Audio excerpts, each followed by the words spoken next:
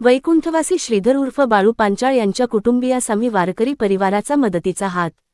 GS24X7 news मुख्य संपादक मारुती पाटील वडजे।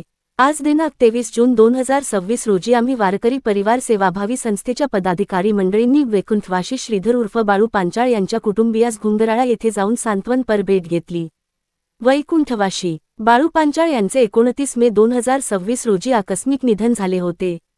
त्यांच्या अंत्यविधीच्या समयी आम्ही वारकरी परिवार सेवाभावी संस्थेच्या माध्यमातून त्यांच्या कुटुंबियास 21,000 रुपये देणगी देण्याचे संस्थेकडून बोलण्यात आले होते। त्यानुसार आज घुंगराळा येथे जाऊन बाळू पांचाळ यांचे वडील श्री गोपीनाथ पांचाळ यांच्या नावे संस्थेकडून चेक देण्यात आला।